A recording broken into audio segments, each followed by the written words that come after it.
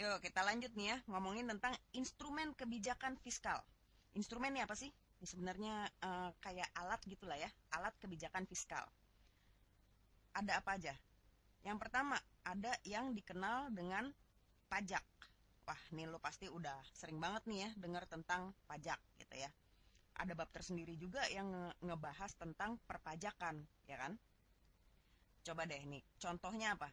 Contohnya misalkan ada yang dikenal sebagai PPH atau pajak penghasilan gitu ya. Terus ada juga pajak penjualan atau PPN. Nah, ini ada yang mirip nih, tapi N-nya gede kayak gini. Ini namanya pajak pertambahan nilai gitu ya. Terus ya macam-macam lagi. Kalau lo lupa bisa dilihat lagi tuh video-video tentang pajak gitu ya. Nah, ngomong-ngomong pajak, lo masih ingat nggak sih pengertian dari pajak itu sendiri apa sih? Ini dia nih, pajak adalah sumbangan wajib yang harus dibayar oleh para wajib pajak kepada negara berdasarkan undang-undang. Terus dia juga nggak ada balas jasa secara langsung yang diterima oleh si pembayar pajak itu, gitu ya. Nah, yang dibilang para wajib pajak di sini sebenarnya siapa nih? Ini adalah rumah tangga konsumen, RTK atau masyarakat umum gitu ya, dan rumah tangga produsen atau para perusahaan deh gitu ya, berbagai badan usaha deh nih. Mereka wajib bayar pajak.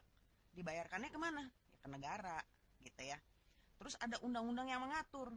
Karena ini sifatnya wajib, jadi ya kalau dia nggak bayar bisa dituntut. Orang ada undang-undangnya kok gitu ya.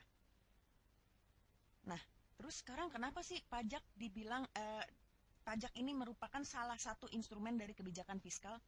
Karena sebenarnya yang namanya pajak ini dia pasti mengurangi mengurangi apa?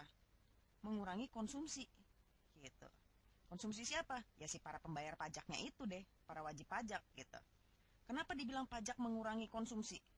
Soalnya nih ya, nih misalkan gua kasih contoh deh. Contoh ya. Contoh, misalkan pendapatan lo punya gaji nih sebulan, misalkan sebesar berapa? 3.500.000 deh per bulan gitu ya. Berarti kan sebenarnya lo bisa mengkonsumsi atau membelanjakan gitu ya pendapatan lo, mengkonsumsi barang dan jasa sebesar ya sebesar ini pendapatan lo ya nggak sih? Kalau nggak ada pajak, ya kan? Tapi kalau misalkan ada yang namanya pajak, misalkan di sini lo mesti bayar pajak penghasilan gitu ya, PPH. Misalkan 5%. 5% dari pendapatan lo pastinya ya. Berapa nih? 5% dari 3.500.000 rupiah, 175.000 rupiah gitu ya. Berarti sekarang yang bisa lo konsumsi adalah sebesar berapa nih? 3.325.000 rupiah. Ya nggak sih? Soalnya kan udah dipakai buat bayar pajak nih 175-nya. Jadi ya sisanya lah yang bisa lo pakai buat bayar pajak, buat mengkonsumsi barang dan jasa gitu. Nah, sekarang kalau misalkan gue ganti nih, pajaknya nggak 5%, tapi ini gue ganti. Misalkan sekarang 10%. Kalau 10 mungkin terlalu sedikit bedanya ya. Kita gantinya yang ekstrim aja nih. 50%. Wih, gila sih pajak 50%. Tapi ini kan contoh aja ya.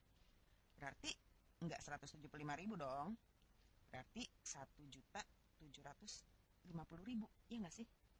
Nah, sekarang konsumsi lo jadinya enggak segini lagi nih, enggak 3.325.000, ya nggak sih? Enggak segini. Sekarang konsumsi lo berapa? 1.750.000 gitu kan. Nah, ini kan kelihatan ya, ada penurunan drastis gitu kan. Makanya dibilang di sini adalah pajak mengurangi konsumsi gitu. Terus emang kalau konsumsi berkurang kenapa? Kalau konsumsi berkurang, otomatis pendapatan nasional pendapatan nasionalnya gimana, naik atau turun? Ya turun juga, ya nggak sih? Semakin besar pajaknya, semakin besar juga penurunan pendapatan nasionalnya. Ya lo bayangin aja sekarang konsumsi masyarakat turun sampai setengahnya nih di contoh kita tadi, ya nggak sih? Jadi ya pendapatan nasionalnya jadinya jauh lebih rendah gitu ya. Makanya dibilang pajak ini merupakan salah satu instrumen kebijakan fiskal. Terus selain itu, pajak ini juga punya peran, dia punya peran sebagai yang dikenal dengan istilah stabilizer otomatis, atau dibilang automatic stabilizer. Ini bahasa Inggrisnya gitu ya. Kenapa dibilang dia stabilizer otomatis? Dia menstabilkan apa sih? Sebenarnya yang dia stabilkan adalah pengeluaran masyarakat, si konsumsinya ini tadi. Kenapa? Nih, gue gambarin dalam bentuk grafik kali ya, biar lebih kelihatan. Kalau misalkan grafiknya kayak gini. Ini titik nolnya, kalau ke atas berarti kan positif ya. Kalau ke bawah berarti negatif gitu ya. Ini gue nggambarin grafik fluktuasi konsumsi masyarakat gitu ya. Kalau misalkan sebelum ada pajak, gambar misalkan pendapatannya gini.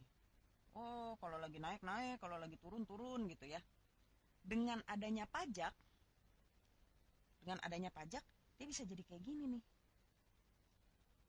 Nah, tetap naik turun juga, tapi kenaikan dan penurunannya ini tidak sebesar kalau nggak ada pajak gitu. Ini maksudnya gimana sih? Jadi kalau pendapatan lu semakin tinggi, pajaknya juga akan semakin tinggi gitu. Nah kalau lu nggak punya pendapatan di sini nih, ya pajaknya juga nol. Nah ini semakin rendah, pendapatan lu semakin rendah, pajaknya pun akan semakin rendah gitu ya. Jadi ini kan naik turunnya lebih halus lah gitu daripada kalau nggak pakai pajak nih, garis yang biru ini gitu ya. Makanya dibilangnya pajak juga sebagai stabilizer otomatis gitu. Nah, masih ada nggak sih instrumen kebijakan fiskal lainnya? Ada. Nah, kita lanjut di video yang selanjutnya ya.